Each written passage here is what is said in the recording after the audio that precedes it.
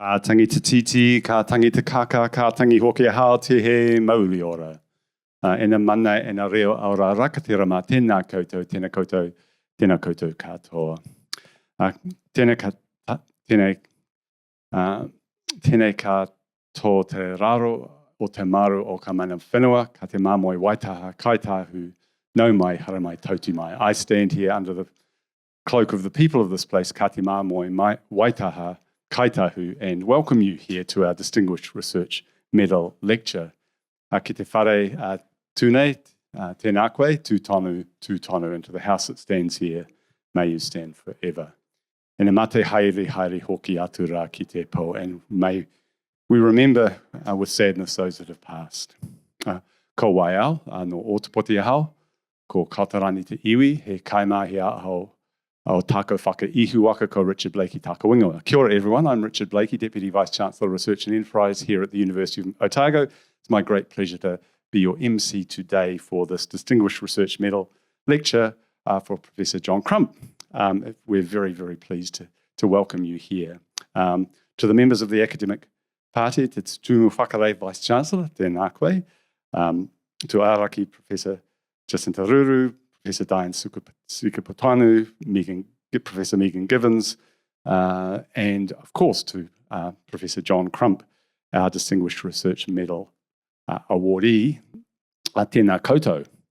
Also to the proud members of the Centre and the Division, members of the African Students Association led by your President Nyasha Kawara, to colleagues online and in person from the wider university community, members of the public, and I think we've got a great number of people from our communities, those watching overseas probably, and other parts of Aotearoa.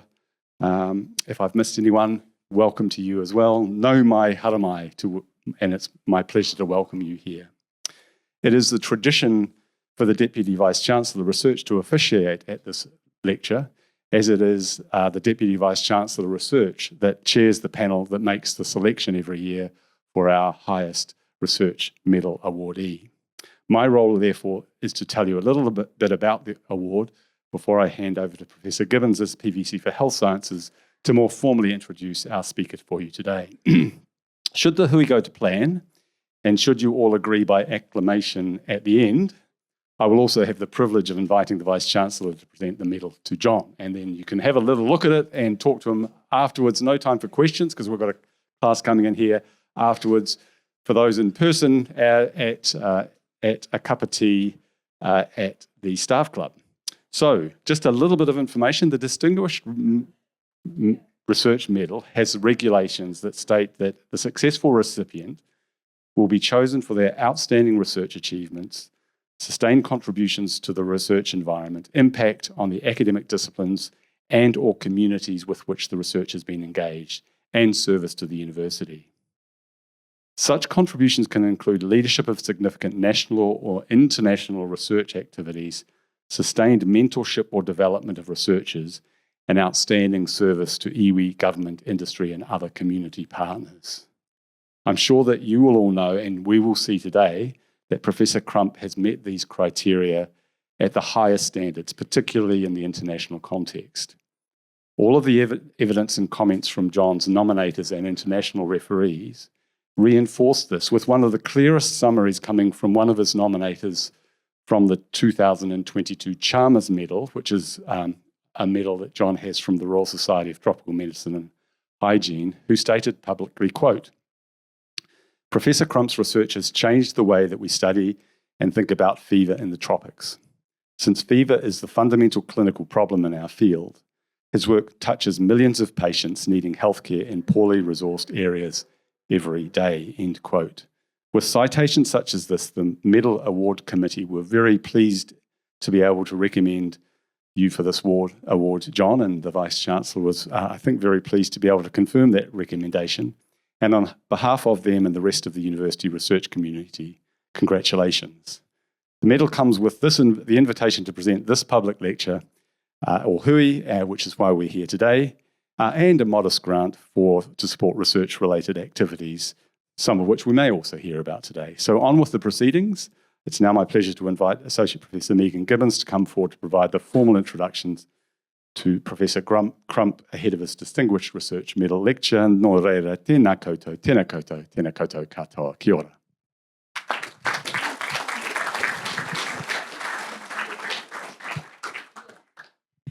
Tēnā koutou, tēnā koutou, tēnā koutou katoa. Rekatira mā, tēnā koutou.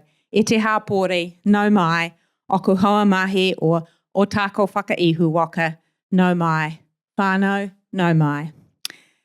Haere mai e tēnei hui. Ka mihi maiawa, kia koutou a hui mai nei e tēnei wā. A good afternoon, everyone. It's a true privilege to introduce a globally respected leader in infectious disease, global health and medical microbiology, Professor John Andrew Crump. Professor Crump is a New Zealand-born infectious disease physician, medical microbiologist and epidemiologist. He currently serves as a Professor of Medicine, Pathology and Global Health here at the University of Otago and holds an adjunct professorship at the same disciplines at Duke University in the United States. He is also the director of the Otago Global Health Institute, one of our university's flagship research centres. Born in Oamaru and raised on a farm at Okaramio, Professor Crump attended Havelock School and Marlborough Boys School. He graduated with his MBCHB in 1993 from the University of Otago and later completed his MD in 2013, focusing on HIV in Tanzania. He also earned a diploma in tropical medicine and hygiene from the London School of Hygiene and Tropical Medicine in 1995. His postgraduate training spans New Zealand, the UK, Australia and the US, and he holds fellowships from the Royal Australasian College of Physicians, the Royal College of Pathologists of Australasia and the Royal College of Physicians UK. He also served as an Epidemic Intelligence Service Officer with the US Centres for Disease Control and Prevention. Professor Crump's primary research interest is the diagnosis, management and prevention of fever in the tropics, particularly invasive bacterial diseases and bacterial and viral zoonoses.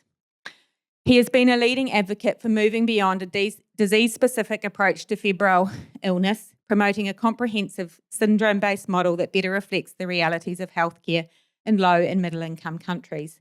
His work has helped uncover the true burden of neglected tropical diseases, including brucellosis, leptospirosis, Q fever, rickets and Rift Valley fever. He has also led major studies on typhoid and paratyphoid fever and invasive non-typhoidal Salmonella disease, contributing to global efforts in diagnosis, vaccine development and deployment.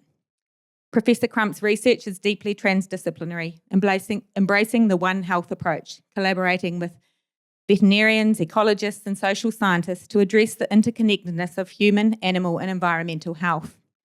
Beyond his scientific contributions, Professor Crump has played a key role in shaping global health ethics, concerned about the unintended consequences of short-term global health training in low-resource settings. He co-chaired the Wellcome Trust-funded WAIT working group, which developed ethical guidelines for responsible global health training.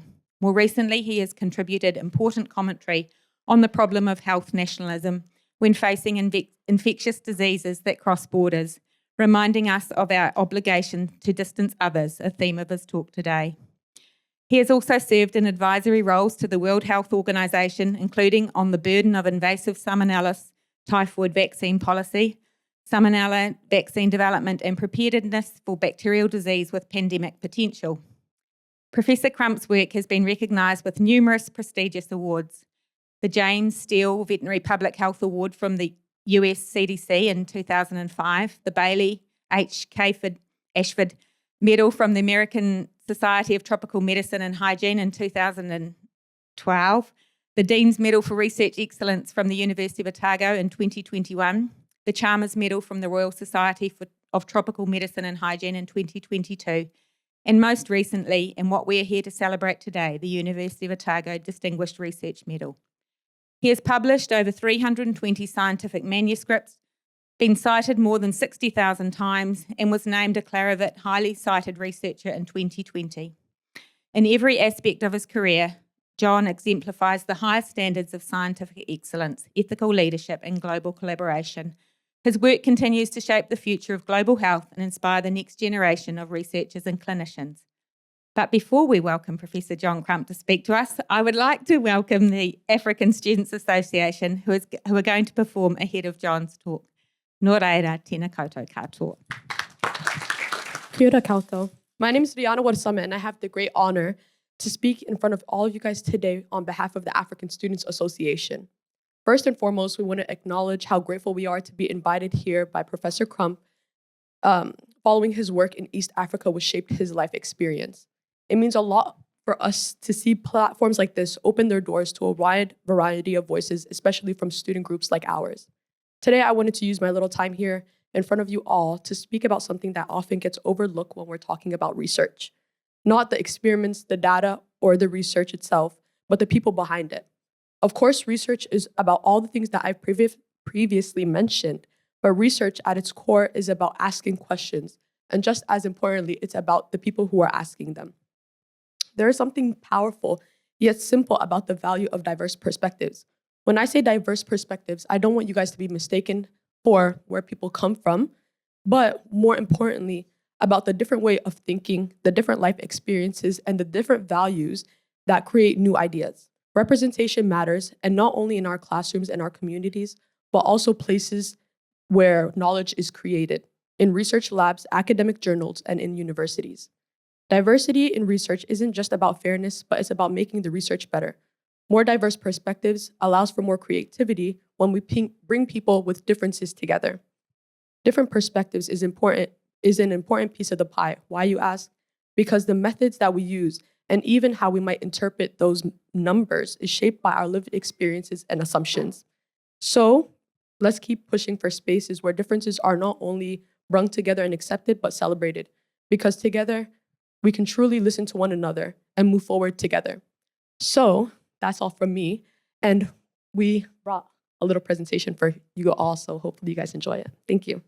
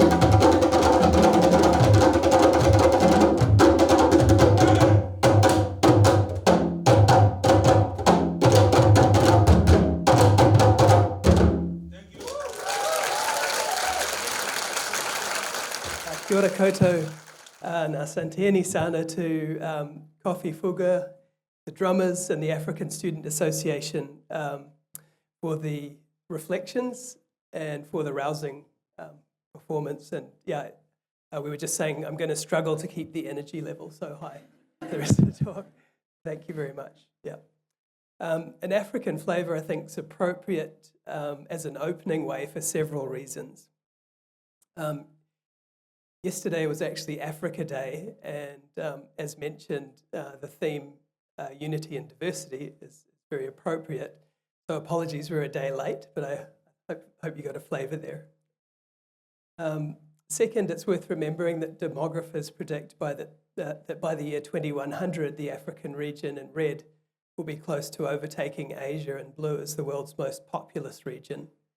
So there's a big future in Africa. And while for the time being, Africa also remains a focus of a lot of the world's preventable illness and premature death. Third, as mentioned, I owe a debt of gratitude to African colleagues. I spent a decade of my career working full-time in Tanzania, and collaborators in Tanzania and neighbouring countries remain major research partners for me today and a quarter of a century later.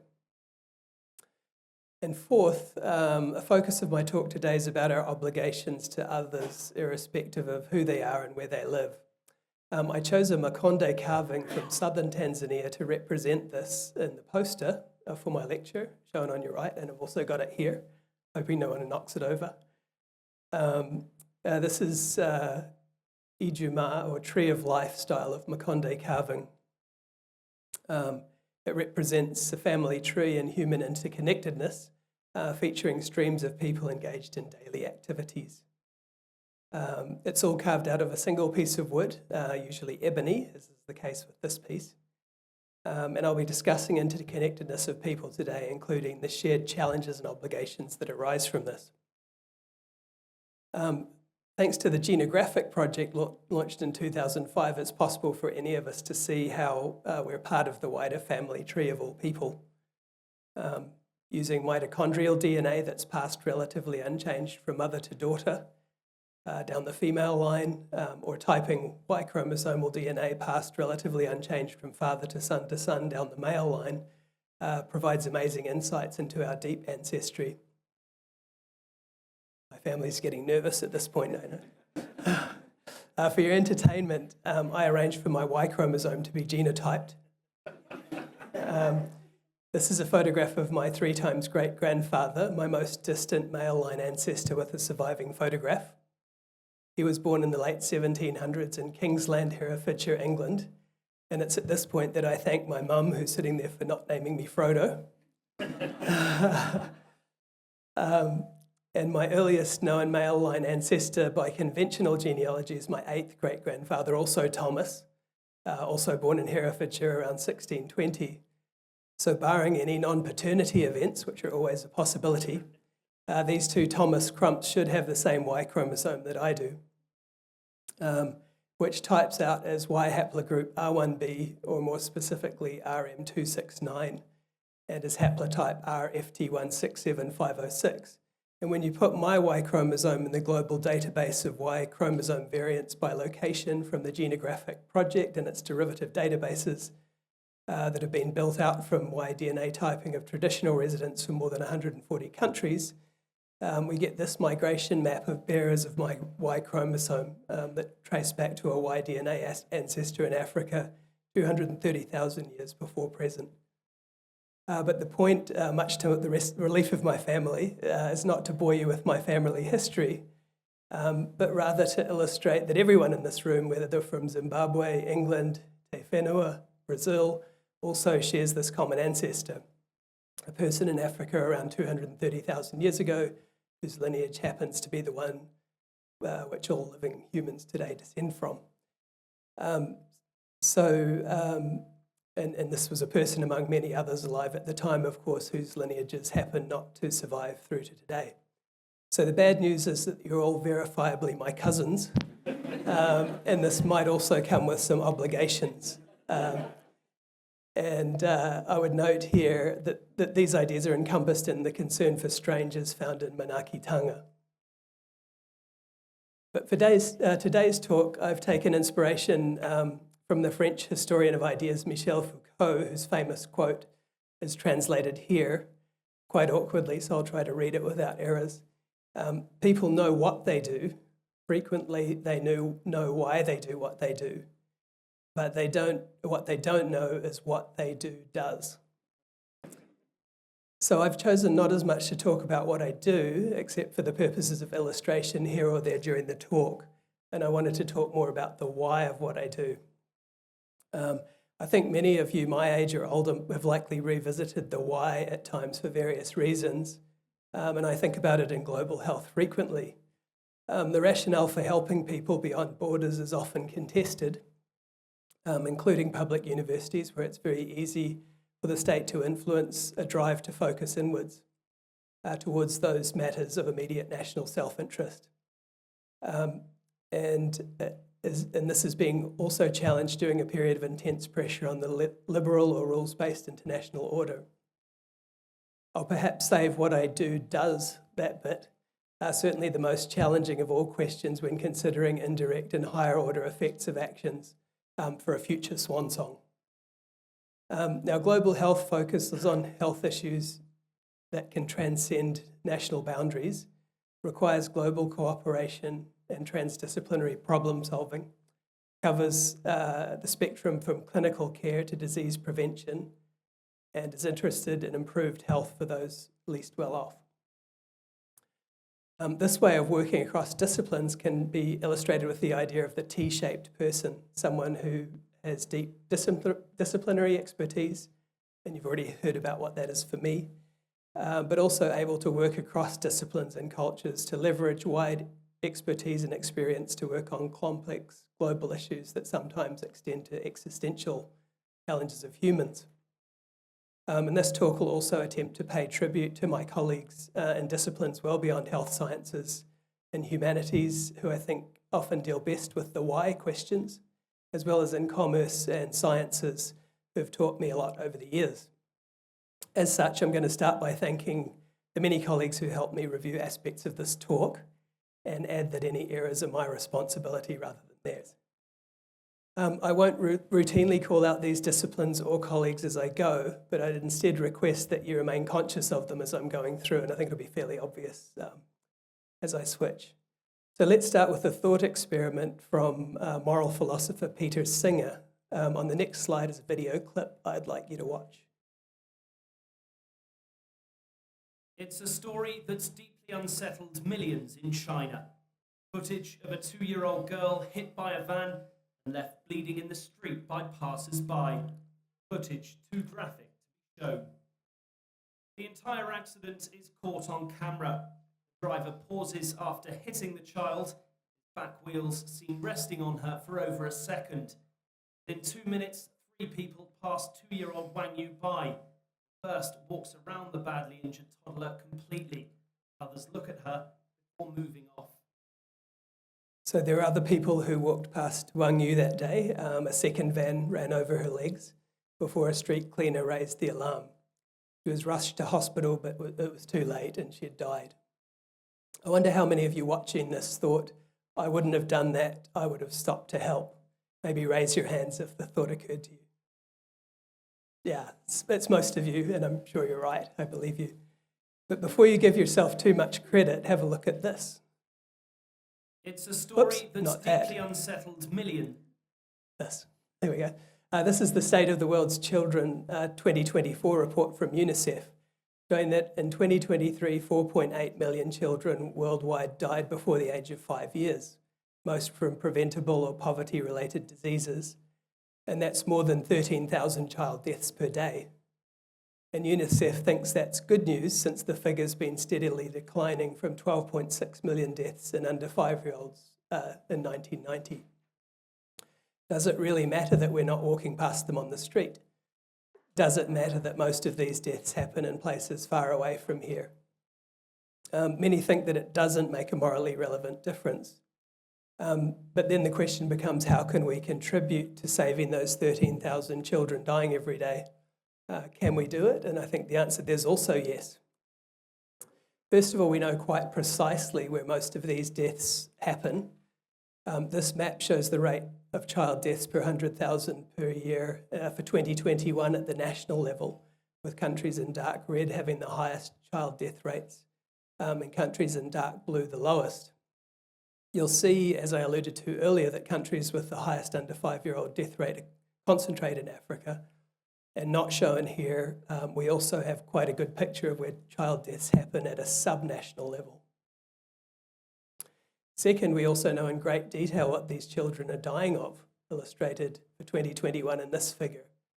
We have evidence-based strategies to prevent many of these deaths, while for others there's considerable work and investment going on to develop evidence to prevent them.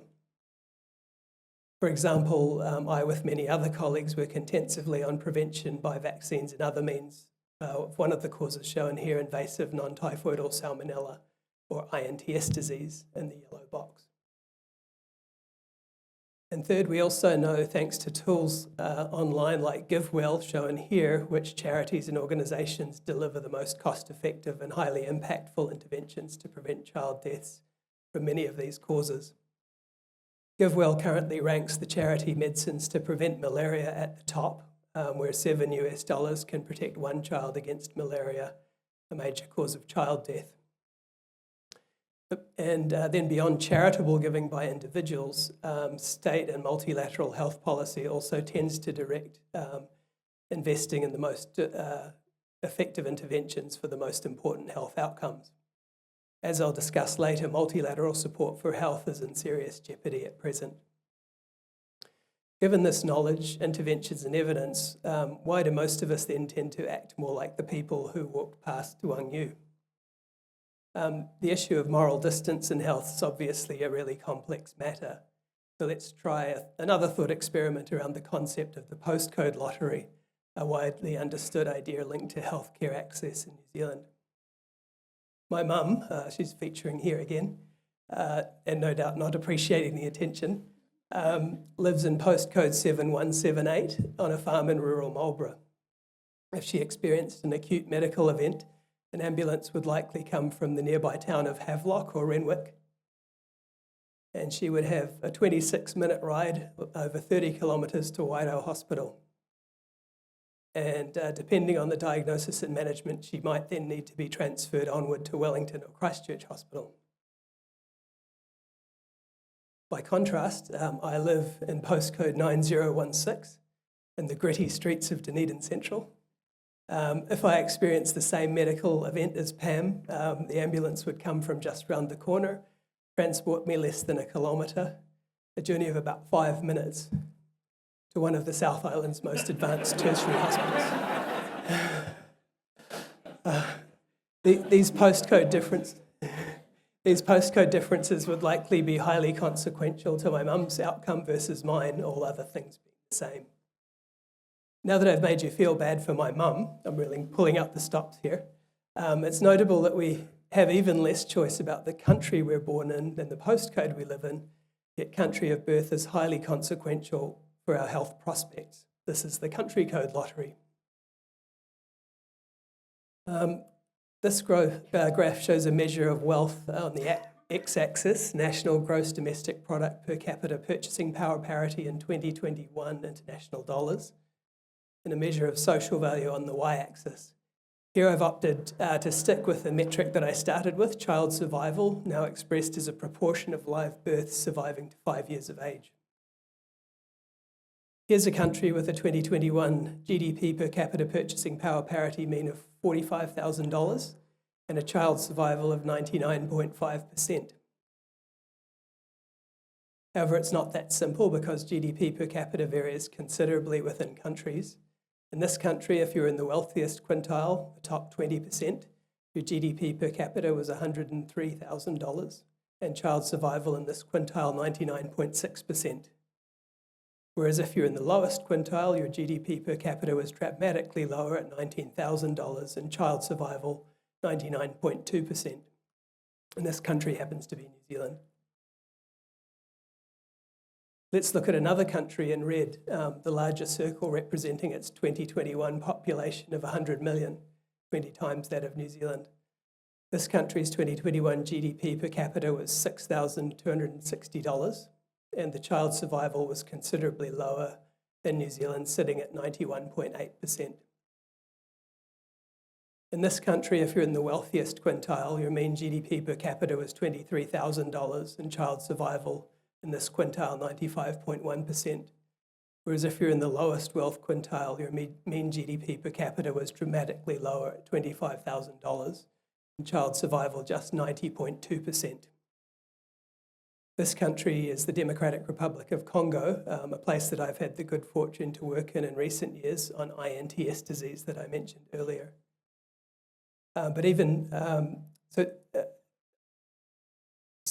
least wealthy quintile in New Zealand has a similar per capita GDP as the wealthy Congolese, but even the wealthiest Congolese experience markedly lower child survival than the least wealthy New Zealanders, for reasons like the nature of health services, challenges with wider infrastructure in the environment. And Congolese child survival declines precipitously with declining wealth quintile. So if we're worried about the postcode lottery in New Zealand, should we not also be concerned about the global country code lottery? Here, I think disciplines like history, classical studies, philosophy, theology, politics, and ethics, to name a few, are indispensable. So let's start with some classical philosophy. This figure illustrates a perspective of the Roman Stoic philosopher Cicero, whose do officius, or on obligations, set out circles of responsibility, starting with ourselves, our family, fellow citizens, countrymen, and all peoples. Noting that we instinctively prefer to concern ourselves with those closest and most similar to ourselves than those further away and more alien.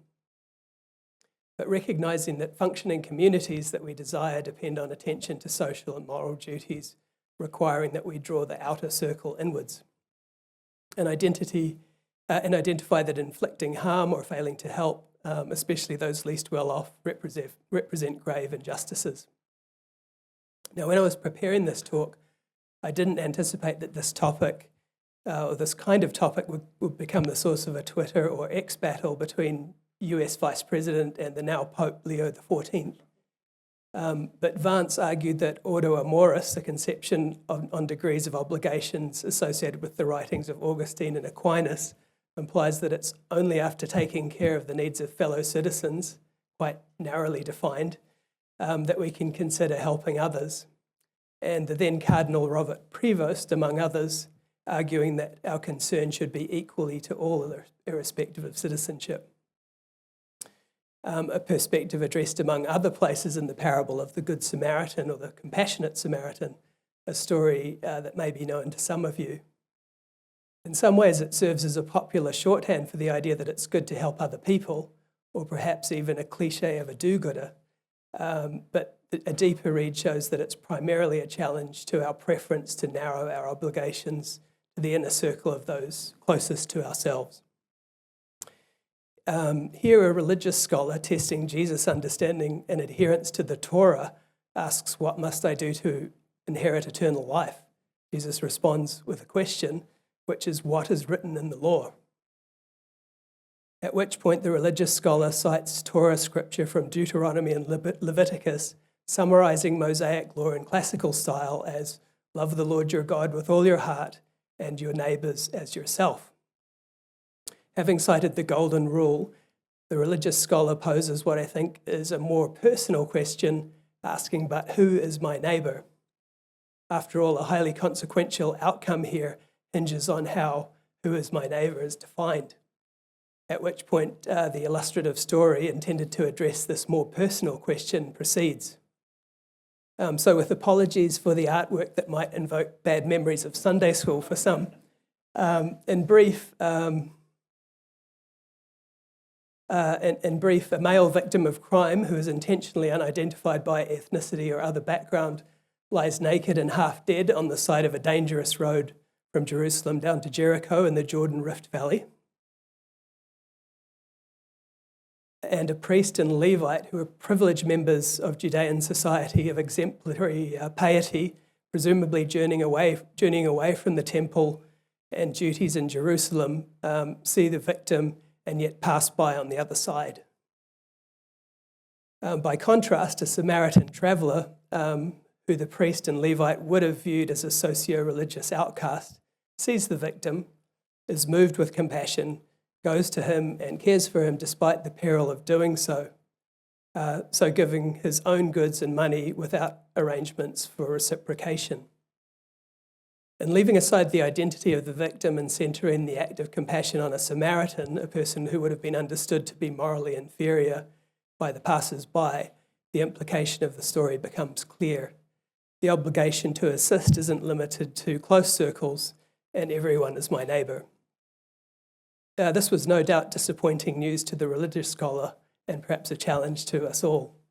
The tension between special obligations or particularism and universality of concern have been wrestled with by many and continue to the present day. And this could perhaps be summarised by this figure. On your left, we have altruism, or the idea that interests or well-being of others come first. And on the right, egoism, the idea that actions should be based on self-interest. And positions in the middle, like enlightened self-interest, the idea that good deeds should be rewarded. You can probably think of challenges with most of these positions. For example, a challenge with pure altruism is that you can only really help someone else if you look after yourself enough to do so. Sometimes called the oxygen mask principle, familiar from air travel safety briefings. So let's think through these alternatives in relation to global health and development. This figure illustrates the global population by income per day by world region in 1960, which was the beginning of the first United Nations development decade. In 1960, 51% of the world's population lived in extreme poverty, defined as an income of $2 or less per day. The vast majority of people living in extreme poverty at the time were in Asia in pink, followed by Africa in turquoise. Wealth was concentrated in Europe and North America, and the focus was on how wealthy countries could alleviate extreme poverty and improve health in poor countries. Not a great deal of progress was made in the 1960s, although the United States Agency for International Development, or USAID, was formed by executive order of US President John F. Kennedy in 1961, not just as an act of pure altruism, though. It was also very much as a means of garnering influence, often referred to as soft power during the Cold War years and beyond. Then in 1970, the United Nations General Assembly passed Resolution 262625 on the International Development Strategy for the second United Nations development decade.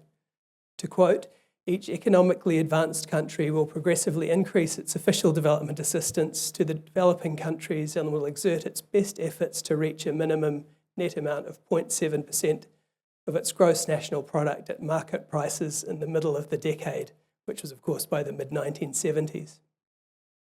Only Denmark, Luxembourg, the Netherlands, Norway, and Sweden reached this level by that date. So fast forward to today, this slide shows official development assistance as a percent of gross national income on the y-axis, by year on the x-axis.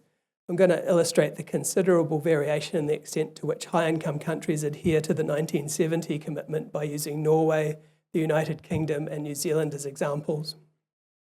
This line represents the level of the UN General Assembly resolution. Norway in red has been among the top contributing nations, consistently exceeding the 1970s targets. The United Kingdom in blue, which was historically not meeting this target in 2005, along with other G8 countries, promised to raise aid, spending to 0.7% by 2013 and achieved this goal. However, as you can see from 2022 forward, this commitment wavered as a result of financial impacts of the pandemic and increased investment in defence, something that, as you'll be aware, has accelerated due to uncertainties about the US commitment to the North Atlantic Defence Umbrella in recent weeks. Finally, New Zealand in black is well known for being at the back of the class among high-income countries in foreign aid, consistently tracking at 0.3% or less of gross national income, a topic that really raises concern among New Zealanders, present company excluded, of course. How does New Zealand's official development assistance look on the spectrum of altruism to national self-interest? There are lots of ways to look at this question. One way is to plot a measure of social value, and I'm sticking with child deaths again, on the primary axis against, on the primary y-axis against global regions on the x-axis. As you will know from my earlier slides, most deaths in children shown in red occur in Africa, followed by Asia, and we live in the global region with the least deaths among children under 5 years of age. New Zealand Aid prioritised support to avert deaths among children. We might expect the distribution of New Zealand official development assistance to mirror this metric of social value. However, New Zealand Aid in fact follows the opposite pattern shown in green. And this is in part, of course, because New Zealand Aid is weighted towards national self-interest exercise of soft power in a highly contested part of the world where New Zealand is an increasingly small player. Another way to look at this is the extent to which official development assistance is administered by the part of the government that manages foreign affairs on the spectrum from altruism to egoism. If official development assistance is illustrated in green and national foreign policy in blue, donor country aid and development functions tend to be separated from national ministries of foreign affairs when the needs of recipients are prioritised, and are deeply embedded in ministries of foreign affairs when national self-interest uses aid primarily as a tool of soft power, and be placed somewhat at arm's length in the middle. At present, Sweden's probably closest to the version on the left of this figure, but for perhaps obvious reasons, no country cuts development completely loose. And New Zealand, Australia, and the United Kingdom experimented with distancing foreign aid from foreign policy objectives in the middle, but all have moved towards a pattern on the right in recent years, bringing development squarely back under the authority of foreign affairs ministries. And at this point in 2025, it's hard to avoid comment on recent news, which is deleting much of the green circle of official development assistance, as has happened in the United States in recent months. Internal USAID documents estimate that shuttering the US President's malaria initiative, just one component of US foreign aid, will cost the lives of up to 160,000 children per year if this tab's not picked up. And these kinds of impacts, I think, blur the lines between soft and hard power, since few acts of war could achieve such consequential results. And from a foreign policy and international relations perspective, 2025 sees the creation of a massive soft power vacuum in low middle income countries, including those in Africa, the major centre of human population growth over the present century.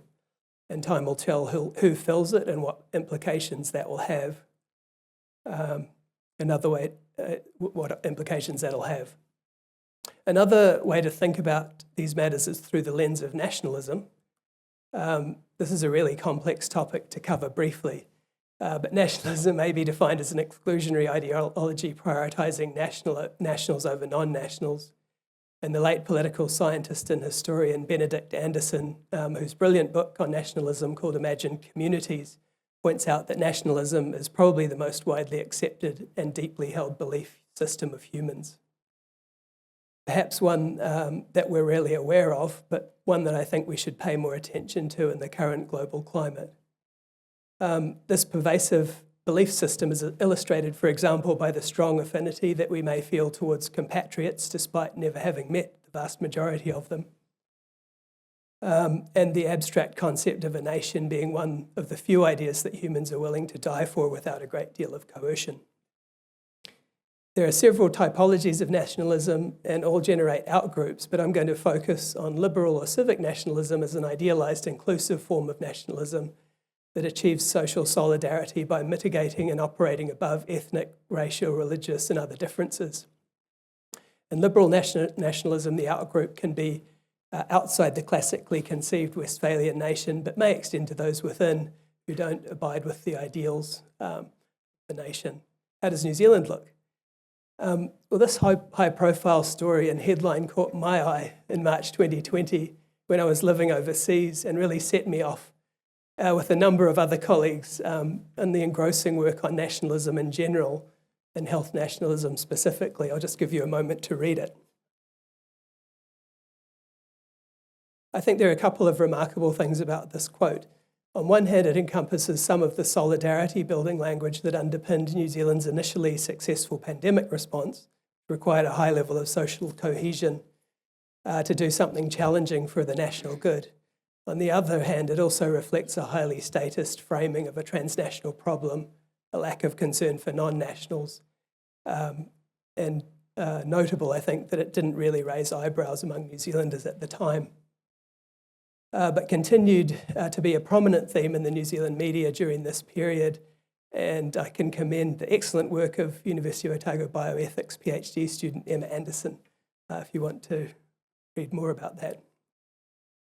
So we might wonder how nationalistic is New Zealand. This, of course, depends on how you define nationalism and attempt to measure it. But this figure from foreign policy draws on data from the National Identity and Citizenship modules of the International Social Survey Program. Scores of composite metrics of nationalism are represented on the left axis and GDP per capita on the right. If you focus on the left axis, you might be surprised to see New Zealand shown in yellow sits in the quartile with the highest composite metrics of nationalism alongside countries like Venezuela, the United States and Japan.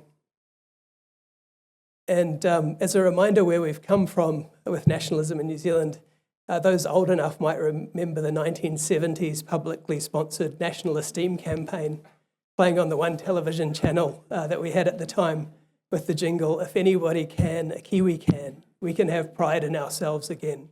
So come on, Kiwi, come on." I think I'm getting some smiles. Yeah. But by the early 2020s, there was endemic and widespread use of national identity and nationalism in advertising. For example, the Kiwi Bank This Is Kiwi campaign was an advertisement appealing to national pride by highlighting a string of New Zealand achievements, including Rocket Lab, electric farm bikes, Airbirds footwear, banker software, advances in primary production, the Broods, and world-beating yacht design. In just 4 decades, it seemed that New Zealand had gone from needing a publicly funded self-esteem building campaign to understanding that we're pretty much the best. And reflect on your own experiences of the queasiness of watching similar advertising in other countries. In this context, let me finish with a few final slides that take the temperature on New Zealand and New Zealanders' positions on the question of who's my neighbour. If we look at health research, the New Zealand Health Research Council, having a quite cosmopolitan, distant history, today has among the most intensely statist-focused statements of purpose of any high-income country. We're here to improve the health and well-being of New Zealanders, all New Zealanders. A breathtaking example of national self-interest, and for people like me, quite an odd take. The Coalition for Epidemic Preparedness Innovation, or CEPI, established about 10 years ago by mostly high-income countries and some non-state funders to prepare for pandemics, is an example of an enlightened self-interest research funding strategy. We've just received funding to work on the feasibility of phase 3 vaccine trials for Rift Valley fever, a neglected disease of livestock and poor livestock keepers in Africa and the Arabian Peninsula. My Tanzanian and international human and veterinary health colleagues have worked on this devastating disease for years, despite few resources. It periodically kills livestock en masse, sickening people who have contact with infected animals and causing a human illness similar to Ebola virus disease. But high-income countries didn't really care about it until its pandemic potential was identified. Indeed, New Zealand is today an investor in CEPI, not, I might posit, primarily out of concern for poor livestock keepers in Africa, but being conscious that the diseases on CEPI's list could spread to New Zealand, and in the case of Rift Valley fever, would devastate New Zealand's livestock agriculture sector if established here. Finally, on a more cosmopolitan note, through some outstanding science funding strategy, New Zealand became a member of the very large Horizon Europe Research and Innovation Programme in 2023. That includes, among other key programs, the European and Developing Countries Clinical Trials Partnership. So let's hope we stay engaged with these more outwardly looking funders. And if we look at New Zealand's national strategies to address transnational global health problems, like the recent one on antimicrobial resistance, 2007 document on ethical values for pandemics, and a recent report on lessons from the COVID-19 pandemic, without criticising the authors of these documents, many of whom I know because they're working within the terms of reference provided, all three tend to focus intensely on how New Zealand should respond internally to protect itself, and are almost silent on any obligations that New Zealand might have to non-compatriots or to contributing to global deliberations or efforts. On a positive note, though, I'm delighted that the 2025 update on epidemic and pandemic ethics has a specific recommendation on investing in global cooperation and recognises the importance not only of national solidarity, but also international solidarity among all humans. I applaud the committee members, many of whom are from the University of Otago, for breaking the mould on this. And my point here is really to highlight that nationalism is so pervasive and banal that it's easy to miss unless you're attuned to it, even when it operates in plain sight and when it generates absurd positions on global issues. I've talked quite a lot about state positions, but what are the views and behaviours of New Zealanders as private citizens with respect to transnational concerns? Well, research suggests that New Zealanders tend to support sharing scarce pandemic resources internationally, support distributing resources globally according to need, and furthermore, New Zealanders are among the most generous donors to charity across high-income countries. Yet research from colleagues from the University of Otago's own Department of Economics show that New Zealanders assign a low share of their giving to international development charities, and as such, we tend to neglect those that could do the most good per dollar spent, like the ones that save the lives of children by preventing malaria that I mentioned at the start of the talk. So let me make some concluding remarks. First, New Zealanders are generous, or at least like to think of themselves as such, but tend to focus their giving on domestic concerns, suggesting a high degree of preference for matters close to home. At the same time, New Zealand's state and foreign policy is oriented quite intently towards self-interest. Second, numerous existential problems of all humans loom large, both in health, the environment, and beyond. And these problems grow while isolationism and nationalism are on the rise globally, narrowing the conception of who counts as my neighbour. Yet transnational problems require transdisciplinary problem solving and close global cooperation and coordination. Here, universities can play a major role, and all disciplines are essential, especially those from the humanities that help us, among many other things, with the why questions. And we need to remain aware when state agendas or global trends cause us to ignore matters that are out of our sight. The biggest challenges also present big opportunities, I think, for progress if we can work effectively with our neighbours in the broadest sense of the term, symbolised again with the Makonde carving and captured in the Africa Day theme of unity with diversity in the opening performance, reminding us that we're all in the same waka, whether we realise it or not, and perhaps whether we like it or not. Thanks for your attention, and thanks again to my colleagues in the Otago Global Health Institute and beyond, representing all 4 divisions of the university, for helping me to prepare this talk. Thank you.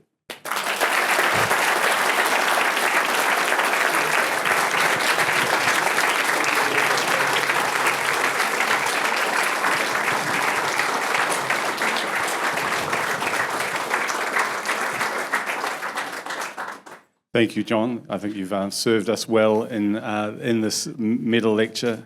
Question you've posed, who is our neighbour, and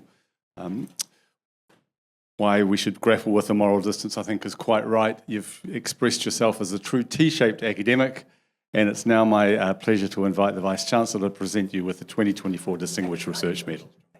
Thank you.